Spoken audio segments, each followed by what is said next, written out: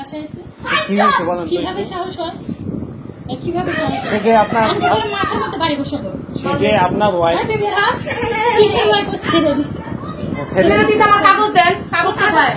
কই আপনি ছেলের খোঁজ জানেন না তাহলে কিভাবে স্যার? আমি আসলে বউ। কি হয়েছে আপনার কি বিষয়টা? আমার বিয়ে করছে, আমি আমার শ্বশুর বাড়ি আসছি।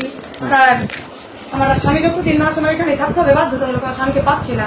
কোথায় গেছে আমার স্বামীকে বের করুক, তারপরে আমি যাচ্ছি। আমার কোনো সমস্যা নেই। আপনার স্বামী এতদিন আপনাকে কোথায় মানে ছিলেন? জয়নাবাজার রাখছে, সে 8 তারিখের পর থেকে নাই। কোথায় গায়েব হয়েছে তার বাপ মার সাথে কন্টিনিউ যোগাযোগ হয়, সব খবর আমার কাছে আছে। অবশ্যই আমার হাজবেন্ড বাড়িতে আছে, এই জন্য আমি আসছি। আমার হাজবেন্ড যতক্ষণ না আসবে এখান থেকে আমার মরা লাশ ছাড়া কিছু জনবাজার ছিল, এখন তো হঠাৎ করে নাই নাই কেন সেটা বাপ মা জানে। ঠিক আছে, মামলা বাইরে ফেলে কি আর আমি এখানে আসতাম? মার মারলে তো ক্লাস কর। কিসের কাগজ? আমার বাসা। ছেলে জনবাজার ছিল, ছেলে এখন পায় না, ছেলে মারে ফেলাইতো বন্ধরে বের হ বাসা থেকে। বাইরে রাখো। আমার বাসা। ওই ছেলে আমার বাচ্চা তুমি মারে ভাবতো, আমার বাচ্চা তুমি মারে ভাবতো। ও কিভাবে আমার বাসায় এসে কি হয়েছে বলেন তো? কিভাবে সাহস হয়? কিভাবে সাহস? সে যে আপনার মাথার মধ্যে বাড়ি বসাবো। সে যে আপনার ওয়াইফ তুই বের হ। কিসের ওয়াইফ ছেড়ে দিছে? ছেলের দিতে আমার কাগজ দেন। কাগজ কোথায়? কই আপনি ছেলের খোঁজ জানেন না তাহলে কিভাবে স্যার? এখন আমার কাগজ না দিয়ে কোথা থেকে? তুই বের হ। তুই আমার বাসায় কিভাবে ঢুকলি? বিয়ের ব্যাপারটা আপনি জানতেন?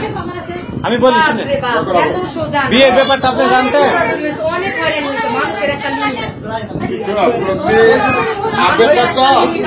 বিয়ের ব্যাপারটা আপনি জানতেন? সব জানে, সব নাটক ক্রাইম করছে, টাকা পয়সা খাওয়া শেষ, এখন কিছু জানে না। সব শেষ। কি টাকা পয়সা? তুমি কি লক্ষ টাকা দিয়ে বউ আছে? তুমি কি জানো রাসেলের বউ আছে? জানি, রাসেলের বউ জানি তো রাসেলের বউ আছে। রাসেলের বউ জানে। কাহিনী কম হবে। তোমার যে রাইট আছে, আমারও আছে। তোমার যে রাইট আছে,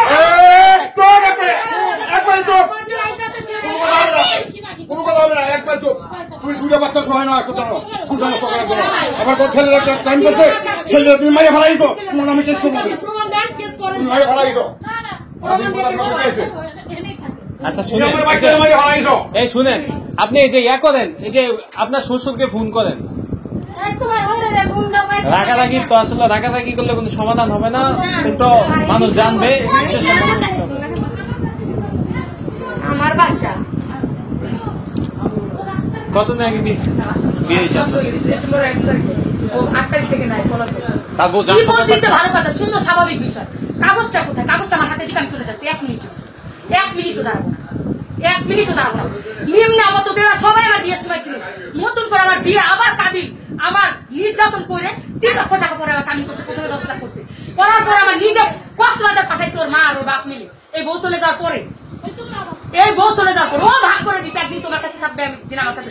কেমন বউরা সম্পূর্ণ ক্রাইম করছে, যখন কাবিল করানো হয়েছে তখন এখন বলতেছে ছাড়ানোর কথা। সম্পূর্ণ কথা না জানলে তো মানুষ আমার দোষারোপ করবে।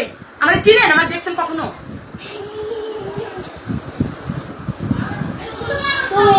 তুমি আঙ্গুল করা হইলে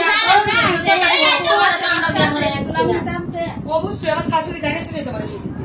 সে ছিল না আমার বিয়ের সময়, আমার শ্বশুর শাশুড়ি সাক্ষী দিয়ে 10 লাখ টাকা তাবিন দিয়ে সুন্দর করে বিয়ে করে। আপনার শ্বশুর শাশুড়ি থাইকে বিয়ে করেছে? অবশ্যই সব প্রমাণ আছে ওখানে। মাননীয় আপনার তাহলে তো মেম্বার ছিল, মানে আরো লোকজন ছিল। রাসেলের বাবাই অনেক লোক বিয়ে ছিল। পড়াইছে, রাসেলের বাবার সাথে থেকে রাসেলের তার মা মার সাথে সাক্ষী থেকে। দিয়ে বিয়ে করেছে সব। পরে আবার কাবিন করছে।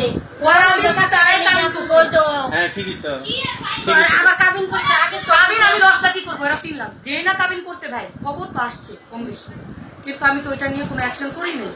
আমি শুধু বলছি মীমাংসায় আসতে, আমার সাথে কথা বলতে ভালোভাবে। এরা কোনো মীমাংসায় আসার কোনো রিয়াকশন নাই।